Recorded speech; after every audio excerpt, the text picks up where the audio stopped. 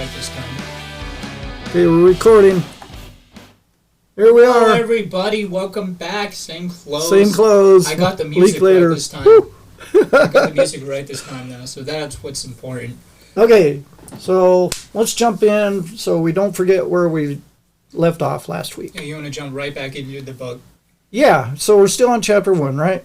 So Can they see the book on camera? It's so... no. Probably should put yours up there. Are you going to use it? Here, put it in the holder. Do you need it? It's so bright. Man, we need to figure out lighting. Yeah, maybe one of these days we will. So, Switch my camera. let's get into this. So, there's so much in this book, and I relate to it, you know, and... That's why you chose this book. Yeah, I just jumped out and I read the back and I was like, I got to read this. And it's good. It makes sense. So I like to highlight and I like to take notes. So what I want to do this episode is I want to go through the chapter and I'm going to like read something that I wrote a note, like this one here I highlighted. Seemingly senseless behavior makes sense once you look at what is behind it. And I wrote me. So a lot of things I do don't make sense. Yeah. A lot of my social interactions aren't normal. I don't know. I think some of it I get from my mom, you know, because we talk about your grandma, my mom, and you're like, maybe it's generational, but no filter or always trying to tell you what to do. Yeah. And I don't know if that comes from her getting told what to do all the time and do it like this and do it Yeah, just no like filter. this. Yeah. I am Or curious you where should that have came done from. this, and there's like no positiveness. Or There's there's a half full glass and the half empty glass, and hers is always half empty. Mm-hmm. And then, I mean, some of the things, there's such an insecurity there that, because I talked about Dave, you know, my father-in-law, adopted father, and I love the guy because he teaches me things, you know, teaching me about cars and things like that. Things I didn't have, that stability or, you know, so that's why I look at him as a father figure. And, you know, I didn't have to worry about, was I going to get beat or whatever, just stupid Hang stuff. out with him, Yeah. And so... Back in the day, growing up, even when you were hanging out with your father and he was teaching you drywall and how to hunt and all that, you were Which scared of was him good stuff. Yeah. at I all mean, times. when a rabbit blows up in front of you, you're like, holy shit. But learning drywall, those are good skill sets. But some of the drywall, so we'd be up on the scaffolding. Dad did all the drywall in the mini mall up there on 24th and Billings. So if y'all have any issues, that was my dad's fault. But he'd have that scaffolding up there, and he'd make me go up there. He'd go down, cut a sheet of rock, drywall, push it up to me a long ways. I would have to hold it while he shimmied up there, and then we'd have to get it up, and he was so strong. He was, man, strong dude, short and strong. But so then we'd get it up there and he'd nail it off while I held it up. But the board would be like bowing like this, you know, on the scaffolding. I was scared to death. That's probably why I'm scared to death of heights now. Is like just being up there on the ladders. Yeah, and then so even when he was teaching you useful skills, it still was probably not in the best way. It was a danger zone all the Yeah. time. So we're hanging a garage. It's 5/8 inch fireboard, 12-foot long sheet. I'm up there, got my arms, holding it up, holding on like that. At like Boom! 12 My or arms something went you out. said, yeah. My arms go out. Boom! Crashes on my head. Breaks. He laughed at that one. He didn't. I thought he'd get mad. He got mad when he was teaching me how to drive his truck because I told him I didn't want to learn, and grinding the gears and it was an old Dodge pickup, and it was just hard to push on that clutch. And you could hear those gears, and then the drive shaft fell out. And I was like, you can't be mad. I told you I didn't want to do this. You made me do it. Yeah. But, so something happened that influenced how the brain works. And, what is it? Whatever. So, like, we talk about PTSD and post-traumatic stress disorder symptoms. So anxiety, sleep difficulties. I could stay up, until my eyes won't stay open, so I don't go to bed. you know, and my brain's always activity, and I overanalyze and everything. So I'm trying to be in control, I think. You know, I don't like when one of my jobs, they were closing down the facility, and you knew it was coming, but you didn't know when. They didn't really tell you what was going on. But when they let go of the manager of the facility and all the salaried managers, you're like, that's not a good sign. And so I was like, well, I better go out looking, because I didn't know what was going on. So I went and I got another job and made a little more money, but I didn't like the other job. I liked what I was doing. I liked the company that I was with. And then later on, I ended up going back. And if I would probably stuck around, if there was better communication and say, here's what's going on, I might have been able to not have to go and, leave them, just to have some sense of control if I'm going to be paying the bills I or thought that not. place shut down completely. No, it's just supply and demand. If you don't have the work, you can't pay a bunch of people to If they do liked you that nothing. much, they would have kept you around. I think so. Nice. So we talked about the PTA, the brain, memory, and the stress responses. We talked about how your brain development from the bottom up. So the original adaptive protective memory is still there. So you're nervous, and I was talking about this, I'm sure, confrontation, I get nervous, I get shakes, tunnel vision, all that. And I don't know that that'll ever go away. It still happens. I mean, it never Maybe. goes away in anybody. But I think I'm more on my toes now. I don't know. And a thought is, maybe if you would have gotten therapy at a earlier point in your life, maybe you would have had ways to cope with all of this. Yeah, Maybe in situations you could do the classic count to 10 or whatever. They would have given you ways to deal with do that? these. No, I just sit there and fume. So the tricky part is that not all of these memories are in parts of the brain. Might consciously control. No control. There's no control over these things because it's unconscious, right? Yep. So the way you react has been developed since I was an infant and everything. And then it doesn't really go away. So we talked about all that, and I'm just going to flip through here and see what else I found that. Yeah, I mean, the brainstem is an unconscious part of your brain. You don't know what's going on. Like, you never think that you're breathing. Right. Or your eyes are blinking. That's just instincts. It's what you're meant to do to stay alive. Right. So that's what the brainstem takes care of. And those things that you learn early on in your life, those become instinct, and those become things that you do, have reactionary urges do without thinking. Right. So if we take all this stuff we've been talking about, and just from this one chapter, and I like what it says, have you ever had anybody ask you, what's wrong with you? What's wrong? What's your problem? What's wrong with you? Why do you act like that? Or why are you being dumb? Or why are you think we all get being that, a jerk? Or, why are you arrogant?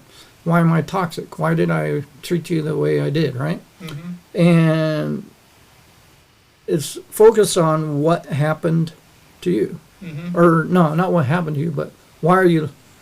I'm trying to get to a point here where the name of the book is What Happened to Me, right? Mm-hmm. Hope I got that right. What happened to you, right? Yeah. So we're like, instead of saying what's wrong with you, somebody just says, what happened to you? Mm-hmm. How can we help you? And there's that story in the first chapter you talked about the kid, right? I don't think we talked about the kid in the last We didn't. episode. So No. go for it. It was Sam and his, he grew up with an alcoholic dad. Right. His parents got a divorce. I don't remember what happened to his mom. But essentially they had him in a facility like what you used to work at. And Sam, who's the kid, had an issue with one of the teachers at the facility. He was always super confrontational. He was always trying to get in the teacher's face. He wanted the teacher to stay away. He didn't like the teacher. Yeah, it got to the point where the teacher wouldn't help him or try to help him anymore. Because he didn't know. Kid. Yeah, he didn't know how to handle this kid. And he had no idea what was wrong. He was like, why does this kid not like me? I've never done anything wrong. Right. So the Bruce D. Perry, Uh-huh. the man that wrote this book, sat down with the kid because he worked at the facility, and he talked to him. He was sat in the room when there was some interaction with him, I think. Was that when he was sitting down with his father? Yeah, that's what it was. So the father came to visit. Yeah. Right.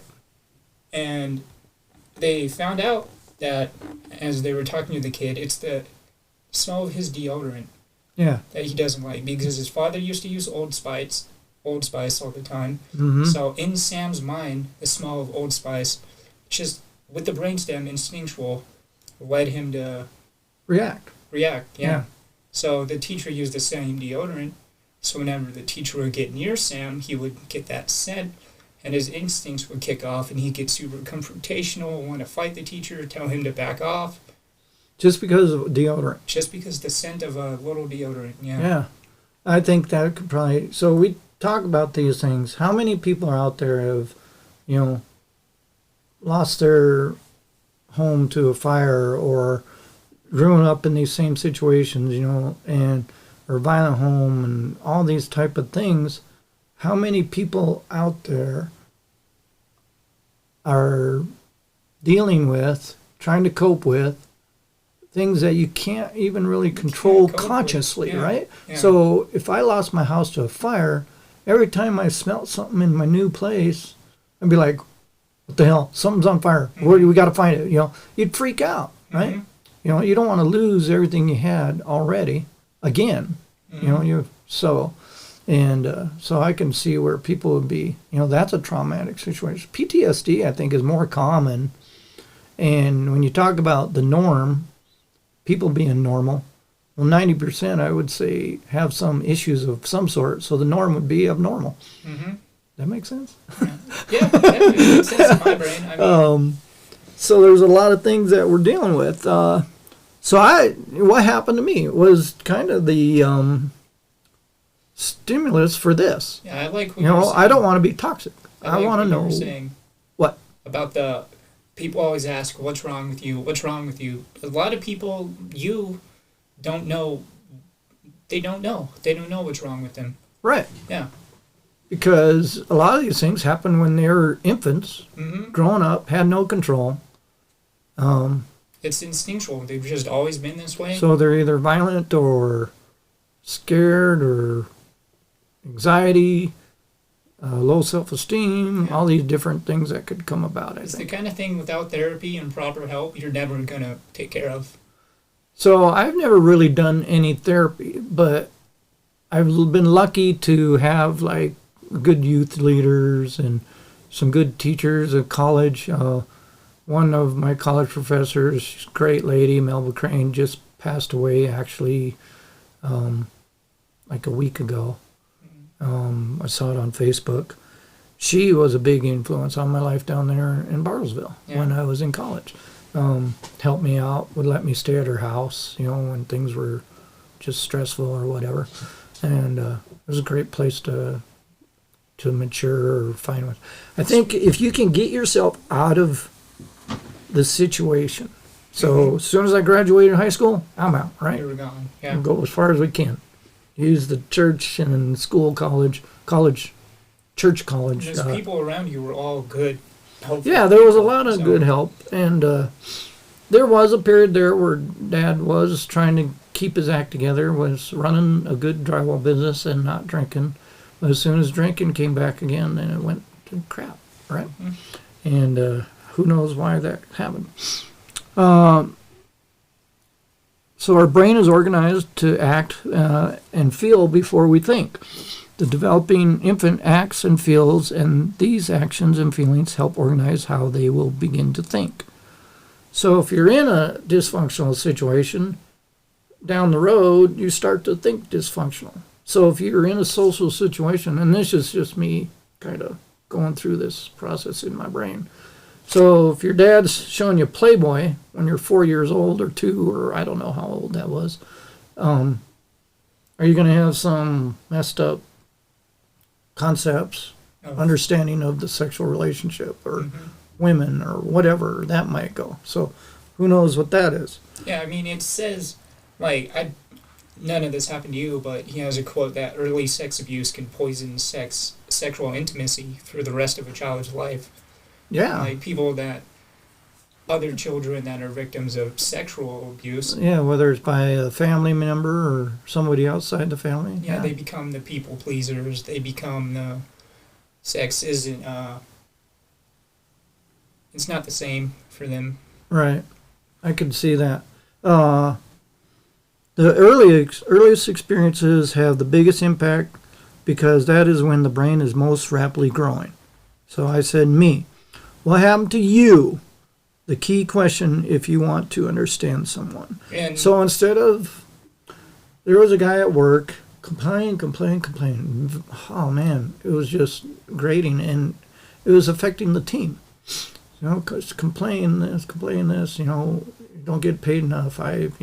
Never, all these different things. And one day I was like, what's wrong with you, man? I was like, you asked him the question. I said to him, what's wrong with you? That was before I heard this, but I was like, your constant complaining is it's just depressing. It's annoying. It's, if you do something about it or quit it. And so I told him, I was like, you have three choices. You can talk to somebody trying to fix the situation, whether it's your money or the position or whatever, right? Talk to somebody, see if you can get the change you are complaining about. If not, you make a decision is, okay, I can't change the decision. I should just be happy, accept it, and move on. Your attitude can change. Be grateful you got a job, at a good company, that type of thing. So either you try and get it changed, talk to somebody or do it yourself, or you accept it and move on, quit bringing everybody else down, or you leave. Get the hell out. Go find something else. Because find something you enjoy. Yeah, those are your three choices when it comes to complaining. Yeah. So complainers, and I try not to complain. I try not to. Try not to. I think most of my complaints is like, how come the company's doing this? You'd think things would be obvious and there's common sense or logic, but it isn't always true. No. And then you just deal with people. All businesses have their flaws. They have that, right? Yeah. And I'm getting paid as the same as a dude that flips burgers to drive a heavy machinery around all day. Yeah. It's crazy. So you got to make a choice. Do you want to flip burgers or drive a forklift? Well, I'd rather drive the forklift, for sure. Hey, I worked fast food. One of my first job was fast food, Wendy's. Yeah, I had Wendy's a blast. nuts fit in your mouth. What? What did you just say? Nothing. Keep going. What are you talking I about? didn't even catch it. Wendy's nuts fit in your mouth? Oh, you are such a dork. What nuts? What do you mean? These nuts? You want to whip them out? This is weird. No, but Oh, you're a jerk. I think if these experiences change the brain of a 24-year-old, and talking about the guy that had PTSD, right, from the Vietnam War, imagine the impact of trauma on the brain of an infant or toddler. How much more pervasive the effects would be. And this is me. So a lot of these things, you're like, oh, wow. Here I have I got one here that I wrote, and I wrote, a host of factors including mother's stress, drugs, alcohol, nicotine intake, diet. So mom smoked, alcohol was always present, diet, patterns of activity. So I basically wrote in the book here that I didn't have a chance. From the start, yeah. I didn't have a chance right from the womb. Back in the day, I don't know if they had the same amount of research. He might have been smoking on some doobies when you were still in the womb. Oh, man. Scary stuff. So if we sense danger, we mobilize our stress response system. Experiences in the first years of life are disproportionately powerful in shaping how your brain organizes. That's a key point. So the younger you are, the more sensitive you are to emotional climate. So like my mom, and all the, whatever the emotions were going, child too young to understand when in fact it's exactly the opposite. They do understand, don't they? And in fact, they take all the information in and learn from it, and they think that's how, because... Do they think that's the norm then? No, this is how you treat women, or this is stealing's okay, or Yeah. this is, I don't know, man, that'd be a tough way. In Playboy magazines, this is how a woman should always look. So your development is in chaos? Mm-hmm. It's not how it should be, and that's for sure. Yeah, this whole thing, man, there's so much I have written in here now. Equates to the emotional tone of the environment, fear, nervous, anxiety. The majority of communication is actually nonverbal. So I feel tone and see face and eye clues. So that's for me, like, and with your mom or with you or with other people, I have this. Sometime I thought I was maybe What, crazy? like autistic or Asperger's. I think the same thing about you. Well, and they talk about there's a different sense, like you get a better read on people. So tone of voice, body movement, eyes, we communicate with those. Mm-hmm. And then I started to do, when I was in asset protection, I did the Wicklander training, and all that is behavioral interviewing. Mm-hmm. So you learn how to read people, and that. And so I've gotten good at it. And I'll also, so you'll say, why are you getting upset? And they're like, oh, I'm not upset. And you're like, yeah, you are. But you can see in their face. Yeah. You can hear it in the tone. You can see it in the face. You can see it in the rigidity but of the body. that's something you can learn to some Well, extent. when you grow up in it, so if mom's nervous, whether the pupils dilate or you get, how your body, the shakes, whatever it might be, you start to see those. Mm-hmm. And you learn those. Naturally. You don't have to Right. learn it. Yeah. And I think maybe you pick up some of those. So this experiences locks into the brain. Mm-hmm. And I underlined that, man. It's just like, so you teach that when you experience trauma in the first years of life, meaning from birth through age 2, can have a deeper impact on your brain than when you actually do have the words to explain it. Mm-hmm. So you're like, that's why I was like, let's do this, because I have no freaking clue what's going on with me and why do I say the things I say or why do I do the things I do. And we're getting all of this just from chapter 1. I know. This is a good book. The traumatic experience can create complex memory traces that involve all regions of the brain. What else do I? When you've been groomed to be compliant, which is, I would say, mom, because she didn't want to get beat. Confrontation in any form is uncomfortable because you were never taught that you have the right to say no. So I get nervous and all that. So I would say I'm probably more of a people pleaser than I should be. There's things that I shouldn't put up with or have put up with that I shouldn't have. Mm-hmm. Do you think even to this day you're still putting up with a lot of nonsense that you shouldn't be?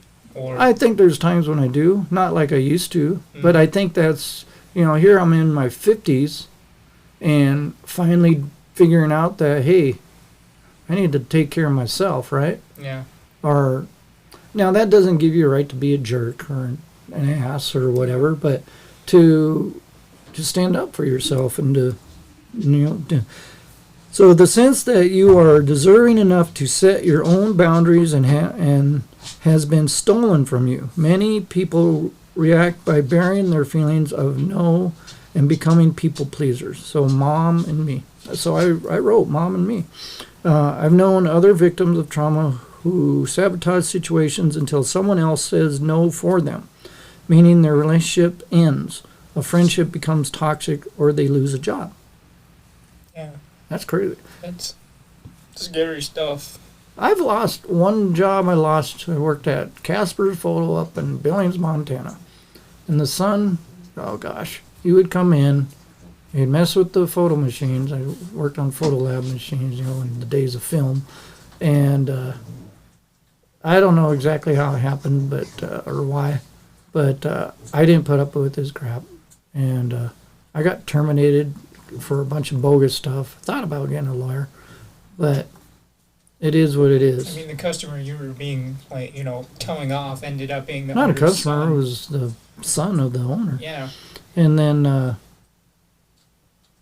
so I don't know if I just don't know how to keep my mouth shut, or if I tell people what I see Maybe you're the unfiltered. opposite of a people pleaser. Yeah, I'm just straight up because I don't know when to keep my mouth shut. Mm-hmm. And then I'm straight up. I'm like, you're being a dick, or, don't, I don't know not to tell the boss that.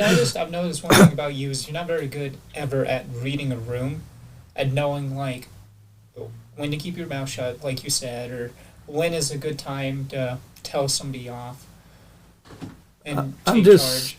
put it out there, huh? Yeah, you're just No filter. throw it out the door, see what happens. Yeah. And then you're like, Dave, we're going to let you go. I've known other victims of trauma who sabotage situations until someone else says no for them. Child abuse. So, yeah, heck, I'm probably dealing with some of that, Noah. Yeah.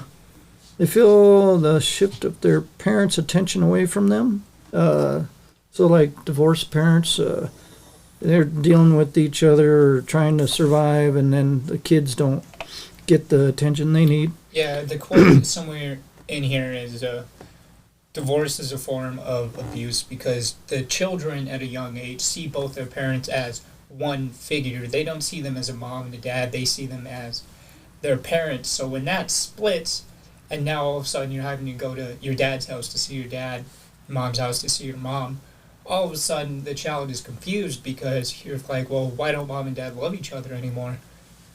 What happened? And that sense of love in your head already at a young age is burned into probably you thinking it's not, love isn't permanent, Well, and then don't some kids say, what did I do? They blame Some themselves. kids think they did something wrong. But here, divorce is very common, right? Mm-hmm. It's 50% you said. over 50%. I don't know what the stat is. You could look it up. But there's, a lot of situations like that now where, family is the nucleus family, mom and dad, brother and sister is not, the norm anywhere. There's not that many out there. Mm-hmm. I got lucky with you and mom. Yeah, well, maybe we're still together because of you kids. Yeah. We kept you two. I do everything I can to keep you two together. Well, then get a 401k. I have a 401k. What does that have to do with mom?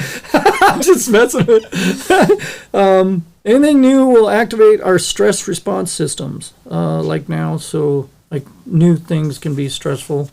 For most people, the unknown is one of the major causes of feeling anxious or overwhelmed, a sense of control. Like that, I think, is something I deal with.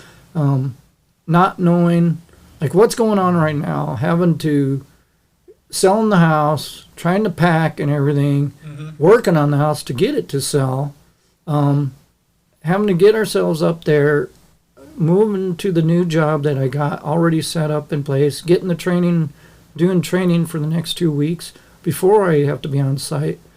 It's all overwhelming and it's stressful and anxiety.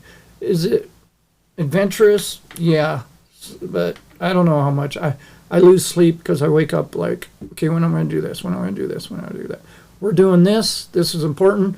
But after these next 3-4 episodes, this place is getting packed up, right? Yeah. This is the next 3 or 4 episodes hit the airways.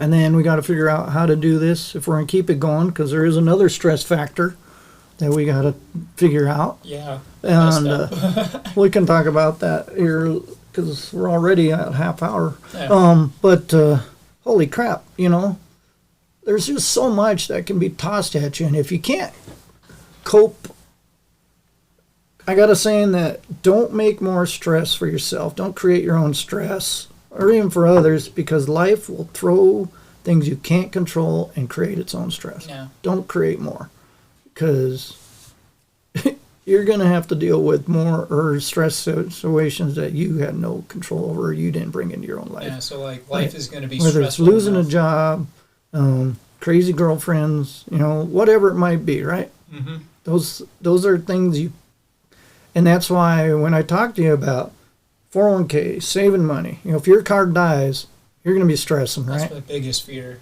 You've got some little stress there, right? Mm-hmm. So that, and there is a healthy amount of stress. That if you fear about your car, okay, I need to have a little nest egg, some savings, you know, a couple grand to say, okay, is it a situation where I got to get a new vehicle?